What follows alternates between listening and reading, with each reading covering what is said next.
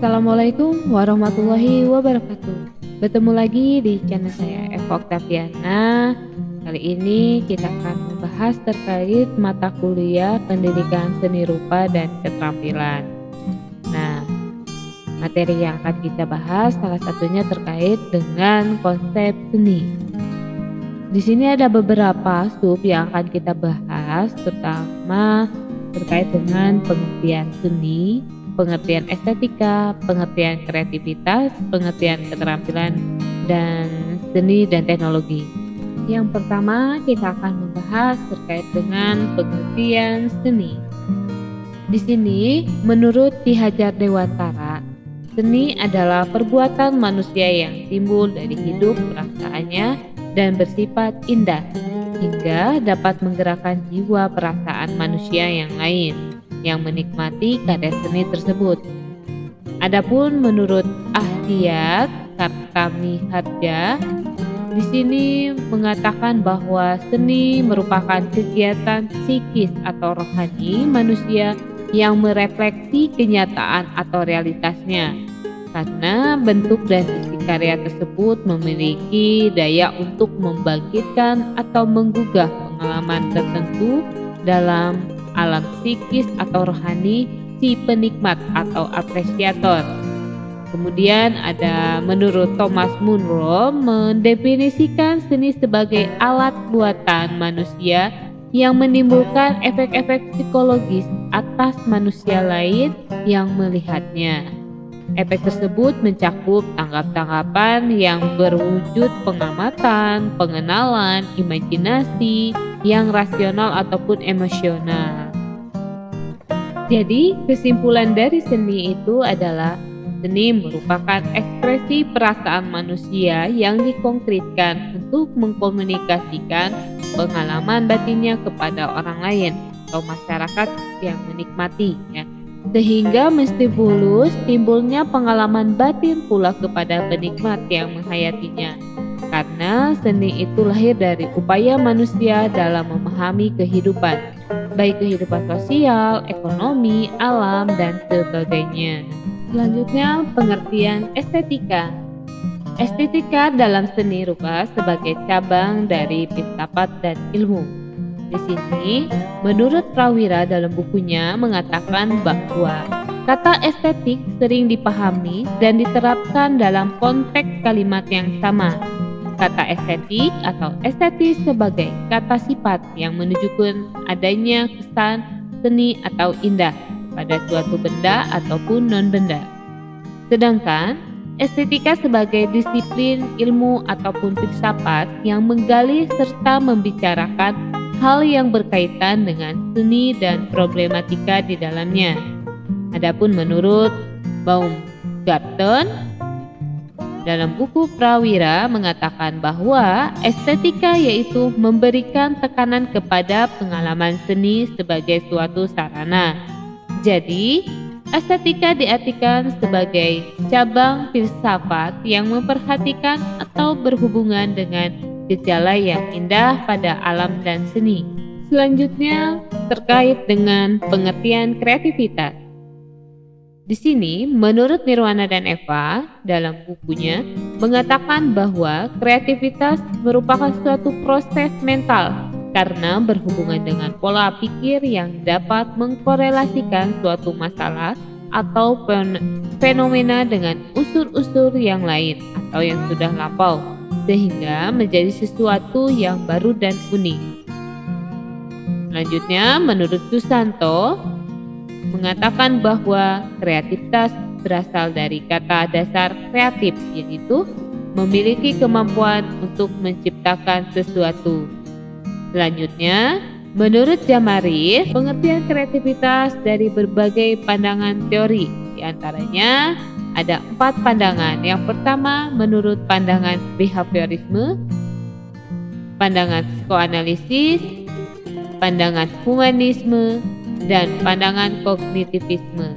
Pengertian kreativitas dari berbagai pandangan teori tersebut, yang pertama tadi menurut pandangan behaviorisme, di mana pandangan ini menyatakan bahwa kreativitas merupakan suatu kemampuan yang bersifat genetik yang berkembang karena pengaruh yang diterima oleh individu dan lingkungan sekitarnya. Jadi, individu akan mencontoh segala perilaku dan bertindak terhadap apa yang didapatkan ketika berinteraksi dengan lingkungannya. Tentu untuk itu diperlukan stimulasi yang tepat terhadap lingkungan yang sesuai kebutuhan dalam mengembangkan kreativitasnya. Selanjutnya, menurut pandangan psikoanalisis, di mana memandang kepribadian sebagai suatu rangkaian susunan yang terdiri atas id, ego, dan superego. Id berkaitan dengan ketidaksadaran mencapai kepuasan atau kesenangan.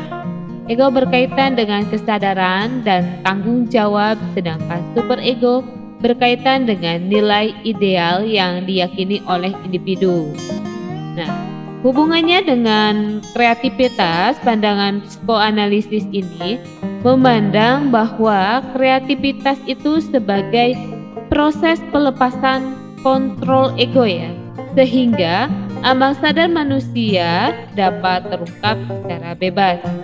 Hal ini kita bisa lihat pada karya-karya manusia seperti karya seni, lagu, lukisan, dan lain-lain.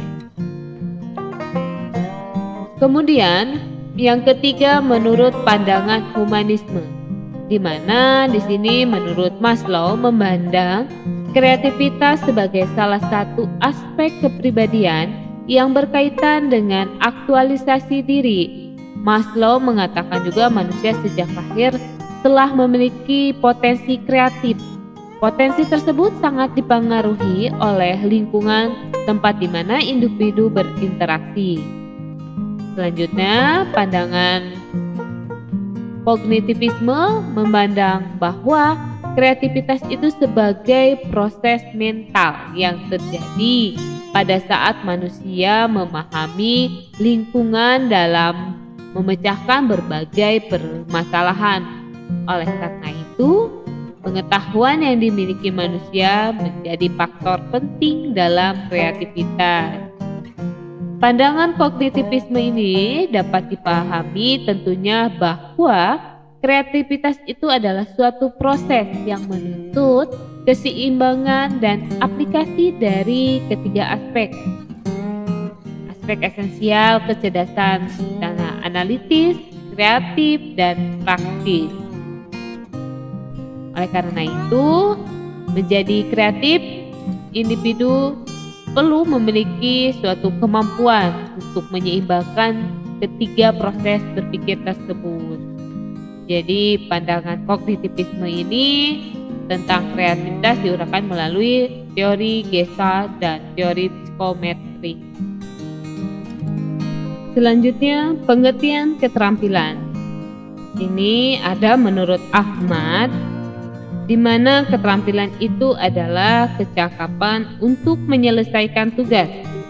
Pengertian ini terdapat dua komponen yang berkaitan, yaitu kecakapan dan tugas atau pekerjaan.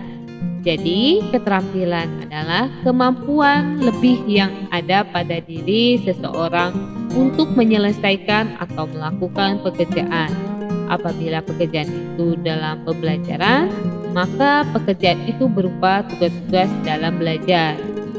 Kemudian, menurut Wagner, mengidentifikasi kompetensi dan keterampilan itu bertahan hidup yang diperlukan oleh siswa dalam menghadapi kehidupan, dunia kerja, dan kewarganegaraan.